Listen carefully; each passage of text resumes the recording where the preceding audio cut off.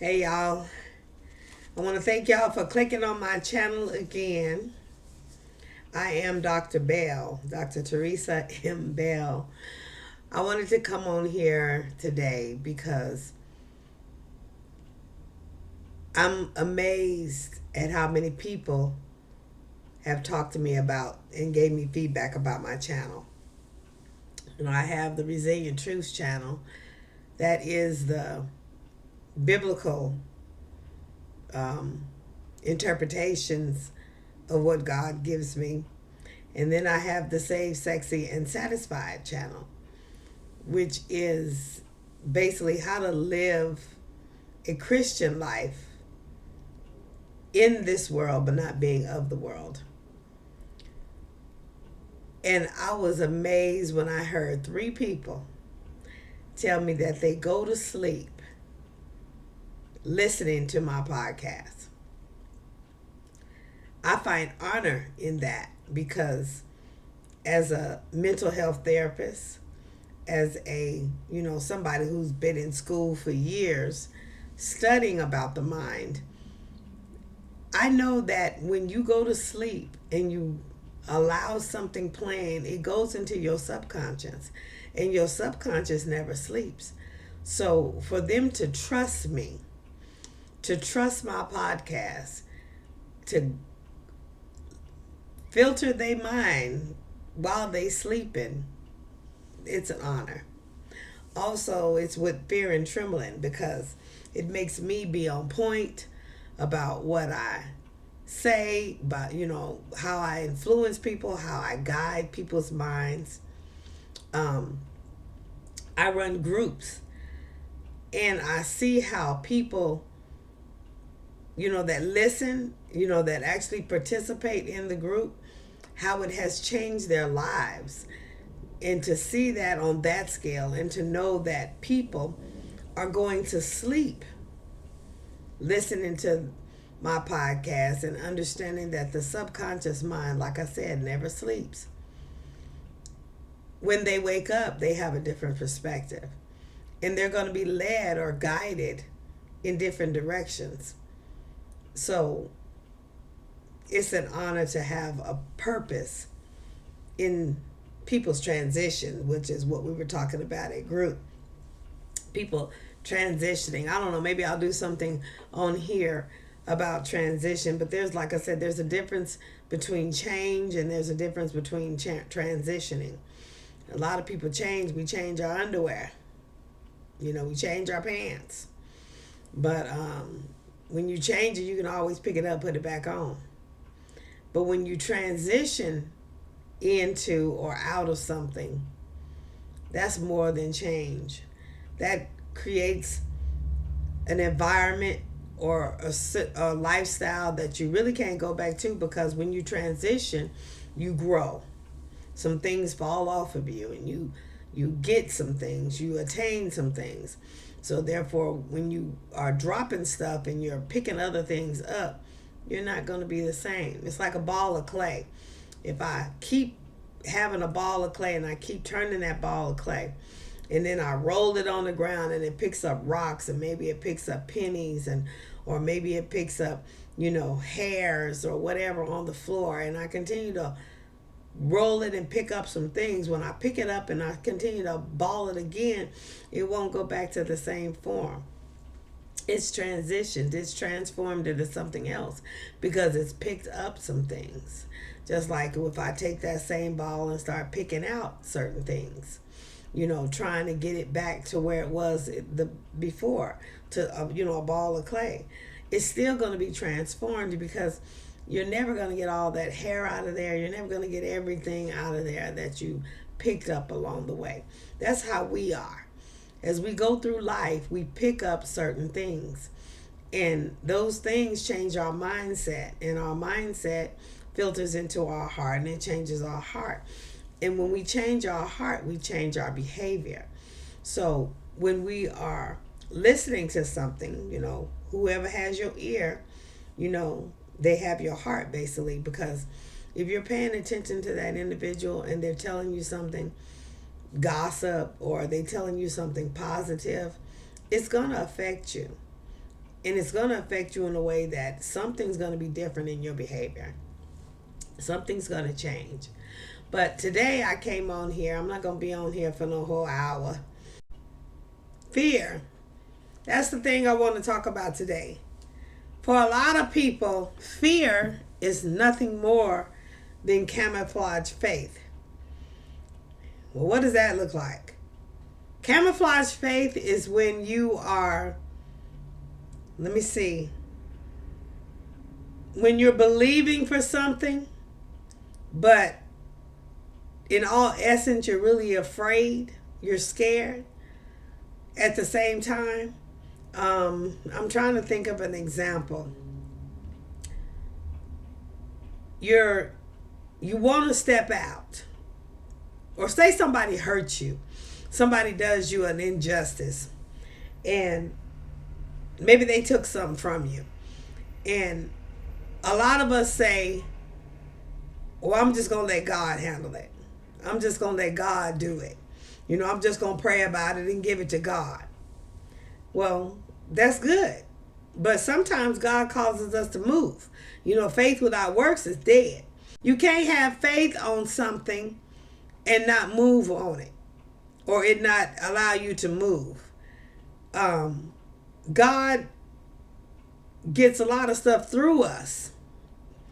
So if somebody does you wrong or betrays you, or you experience a social injustice, I just give it to God. If Dr. Martin Luther King would have just gave it to God, would we have the rights and stuff that we have today? So sometimes we say that because we're afraid. We walking in fear.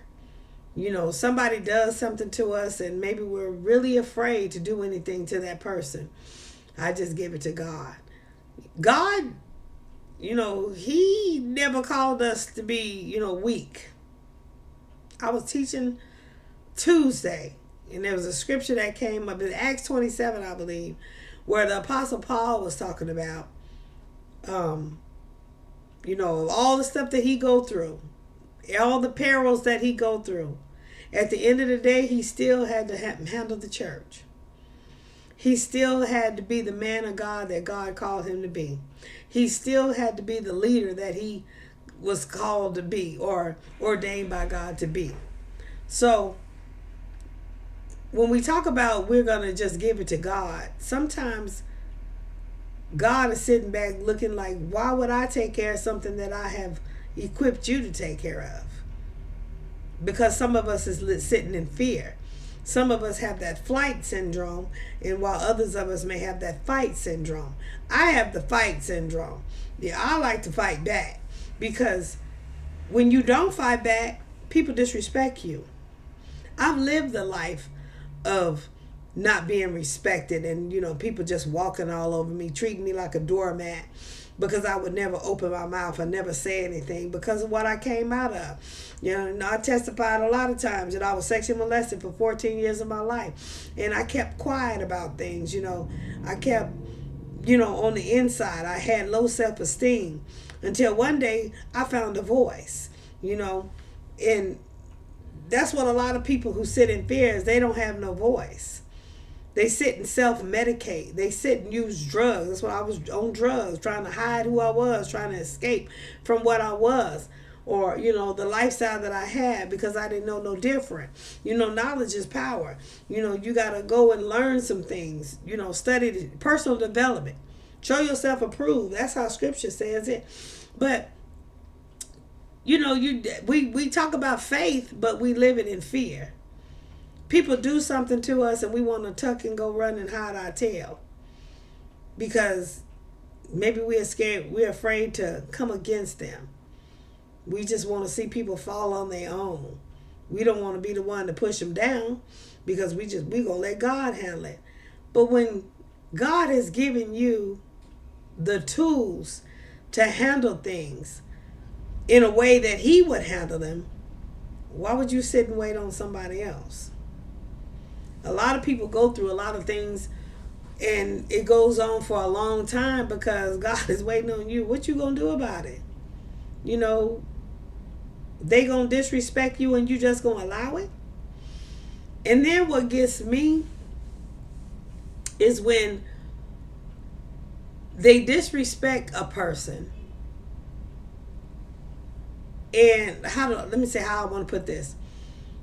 When somebody does an injustice to somebody and that person never does anything back, I ain't gonna say revenge. I'm saying pray about it.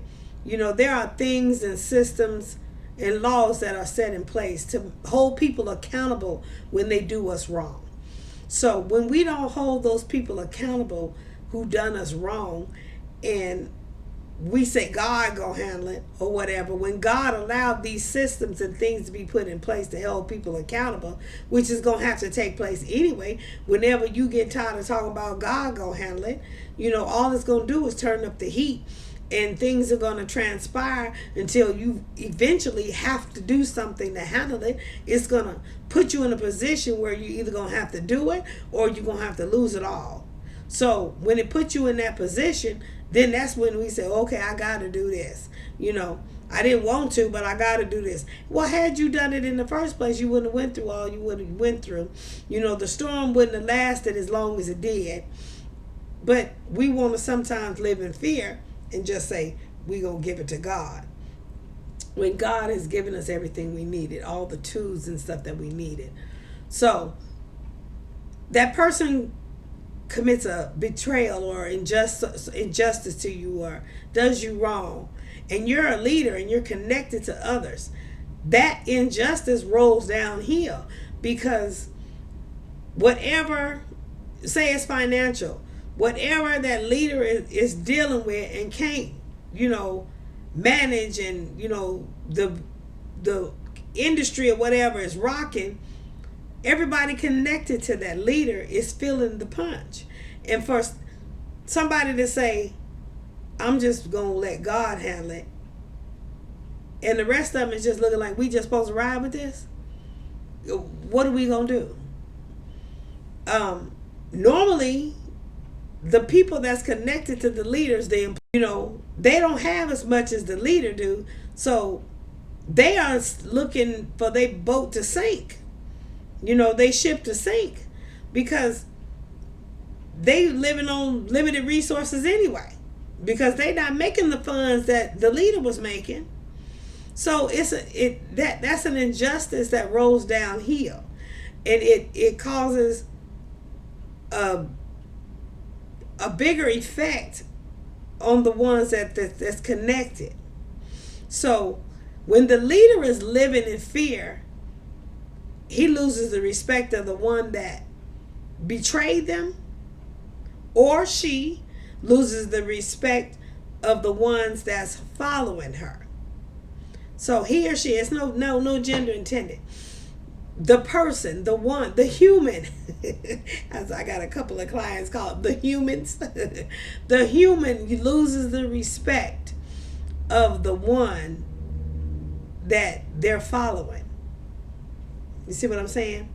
So some of us have a mindset to jump ship, and we just go and do what fend for ourselves and go and do what we got to do.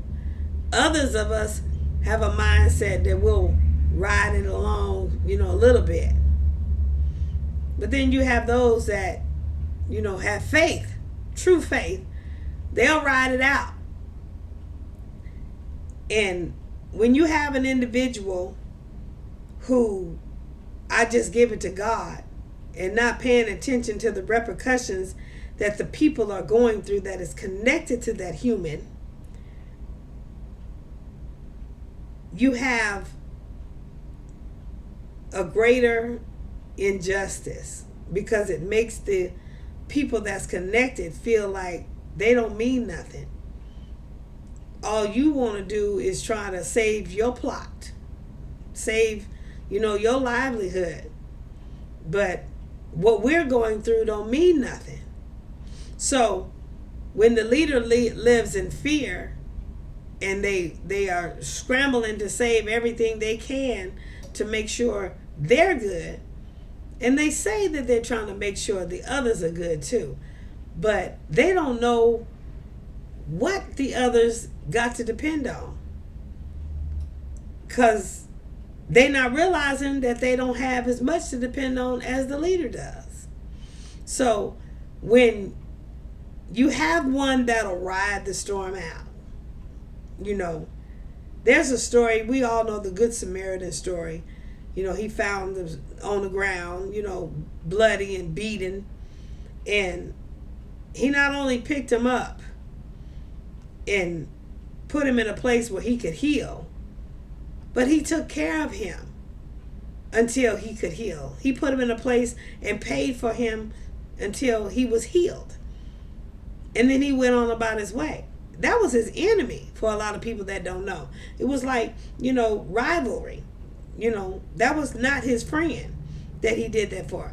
That was an enemy that he saw that was, that was bleeding out on the side of the road. And he had a heart for him. So even though that was his enemy, he picked him up, put him together, and put him in a place where he could heal and get together. And then he paid for him, to be in shelter to get himself together. And then he went on about his way. So that's how we're supposed to be. You ride it out. When he was together, the Good Samaritan wasn't there. That don't mean it changed that they wasn't rivalry no more. But the Good Samaritan had a heart enough to stay long enough to make sure that he was well, that the soldier was well, that he could get back on his feet. That's the type of person I am. I'll ride it out until I just can't ride no more. Matter of fact, it'll have to be a decision that I don't make myself. So I rides it all the way out. But see, I was always taught, don't kick a person when they down. So I'll ride it out and help you get to the point where you're okay and you can prosper. And then that's when I go and do me. Because if you don't respect me enough to go after what was taken from you, because initially it was taken from me, because if I'm depending on you to provide for me and you just throw your hands up like it ain't nothing, maybe you're afraid to go. That's not faith, because you're afraid to deal with the situation. You're afraid to put things in place and utilize the systems and the laws and things in place. Then that makes me feel like I ain't worth nothing. That, what I'm going through, I'm just supposed to ride with you. I'm just supposed to, just go down. Go along with the get along, I guess, So I don't want to put myself in that situation again. So like I say, I will make sure you're good. And then I'll go do me. That's what I'm saying. People that live in fear are not living in faith. And then you think about, what are they afraid of? Okay. When we're afraid, maybe we're afraid to fail. Maybe that's the reason why we never step out on faith. We never do anything that we want to do, because maybe we're afraid that we'll disappoint us or ourselves, or maybe it won't. We don't think it's gonna come out the way we think, so we never step out. Some people are afraid of rejection. Some people never ask anybody out on a date because we're afraid that that person will tell us no or reject us. Or, back in high school days, middle school days, they used to make a big old scene or whatever. So we never step out because of rejection. People like that say, well, if it's in God's will, it'll be. Well, you don't know what's in God's will unless you put your foot, your hand to the plow to do something.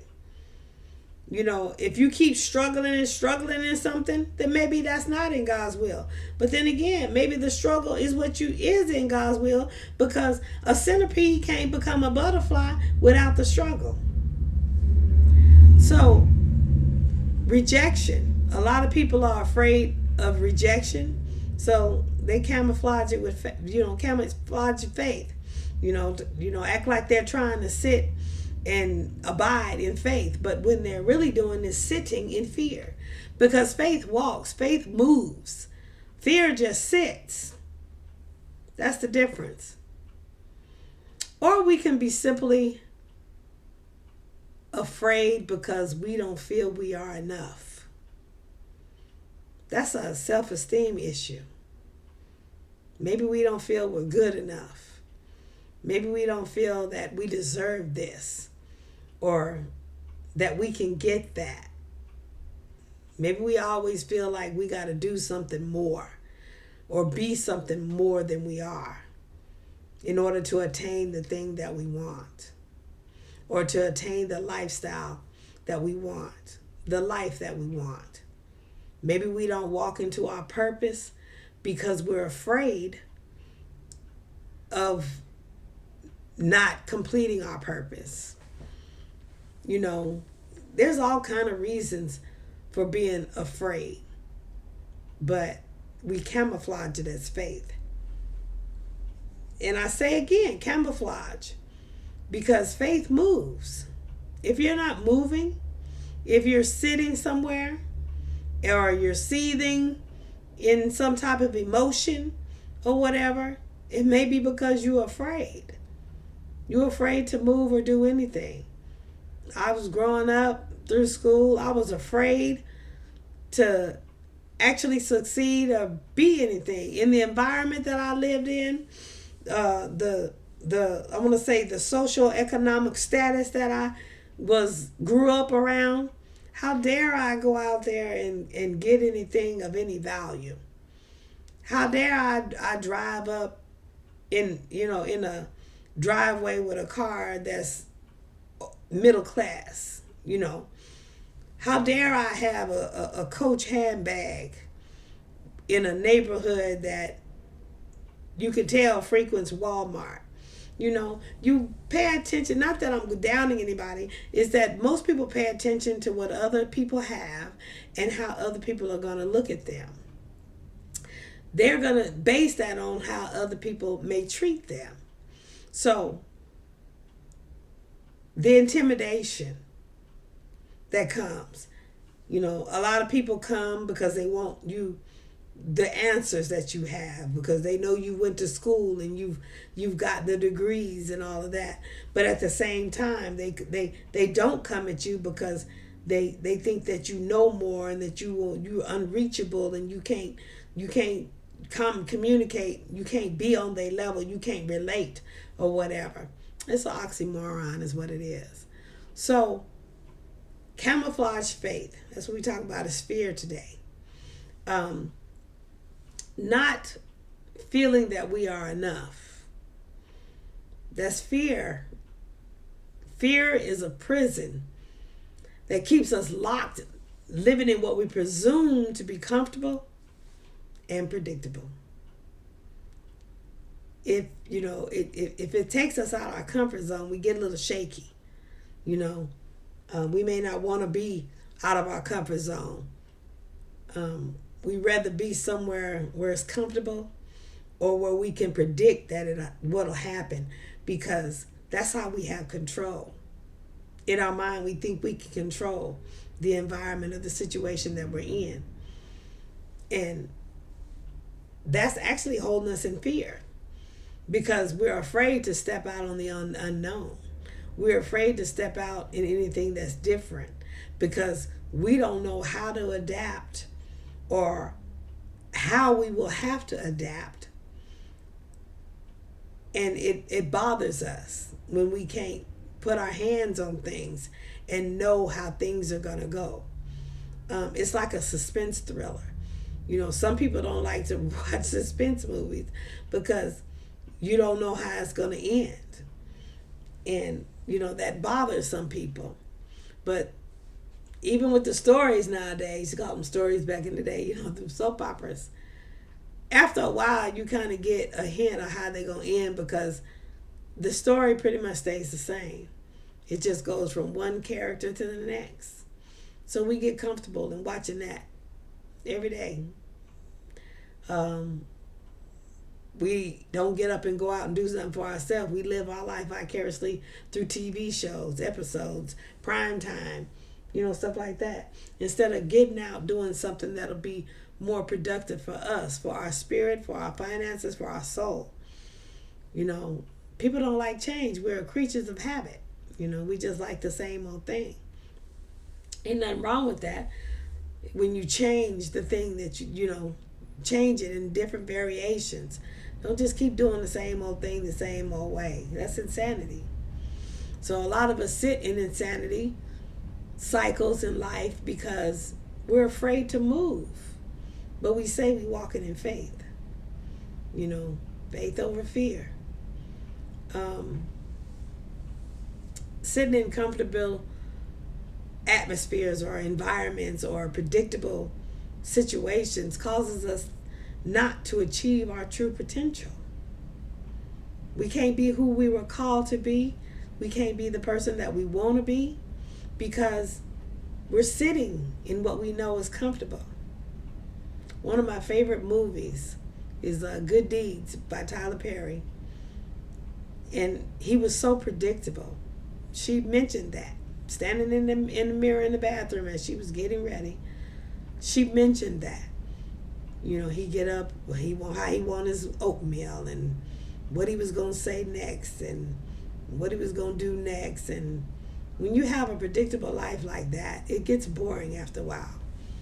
If it doesn't get boring to you, it gets boring to the person that's around you or with you. And the people that's around you or with you, they get bored and they leave because they may find something else they can adapt to.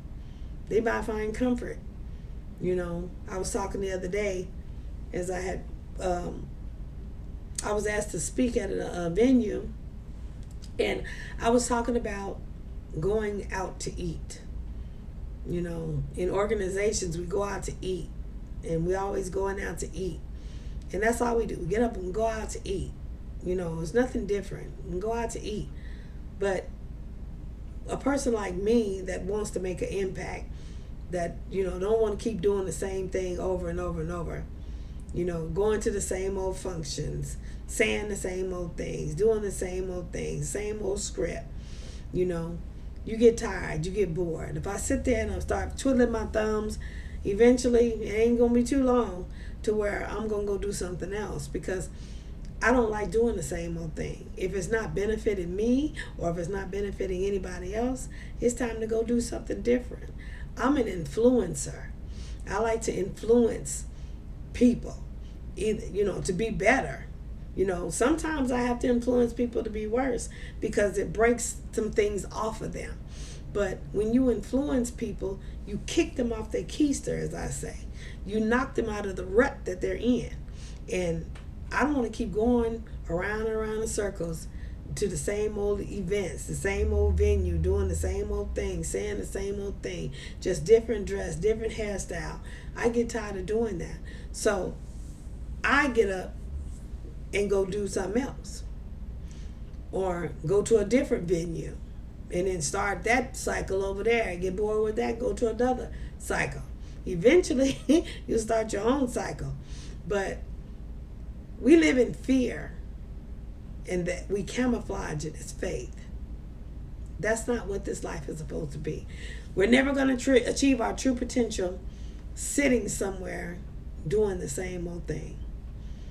Our true potential, our purpose, is going to cause us to grow higher. It's going to cause us to be better. If you're sitting in the same old marsh, the same old mucky waters, how are you going to be better? You're just sitting. Fear causes us to sit. Faith causes us to walk. We sit in a life of existence because we're afraid to persevere anything else greater. We're afraid to reach for the stars. We're afraid to, do anything greater. We stay in the economic status and we live within our means because we're afraid to reach out. I got tired of that years ago. And I reached out. And I've been out here reaching big. And it's been some storms. It's been some rocky. It's been some financial difficulties. It's been, some ups, some downs, Been threatened with repo, threatened with credit card, the debt, threatened this, threatened that. But God is still holding me. That's faith. That's faith. That God is still holding me. And anything that he didn't want me to have, it fell off. So I got tired of paying $1,700 a month. No, actually with everything else added to it. Over $1,800 a month for a space, a living space, that it was just really me and my daughter. I got tired of paying that. So I let that go. I said, give me till the 5th. And I was out. So now I'm living in something more comfortable, more feasible. But I got some other issues going on that I'm getting ready to let go of. But like I say, we got to make sure that everybody's okay.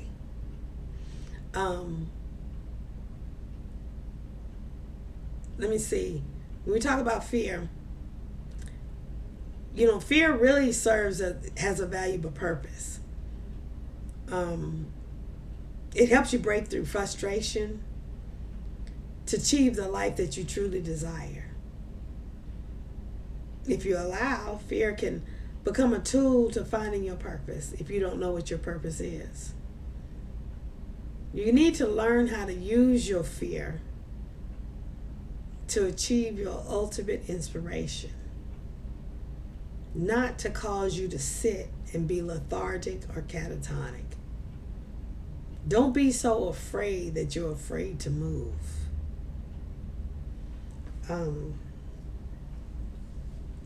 God wouldn't have gave it to us if it wasn't good. Everything he gave us was good. We just need to learn to take what we have and use it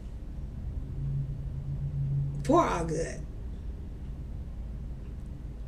Fear comes to, raise the adrenaline level in us, and it causes us to go into that fight or flight syndrome. When your adrenaline raises in a situation, you got to be able to think quick. Whether you can fight right then and there, whether you need to fight right then and there, or whether you're going to run, which takes flight. So like I said, I wasn't going to be on here all day with this.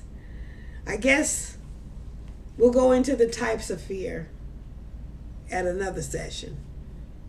That way we can learn to take our fear and use it for our benefit, instead of using it to camouflage our faith, and then we sit immobile and can't go anywhere.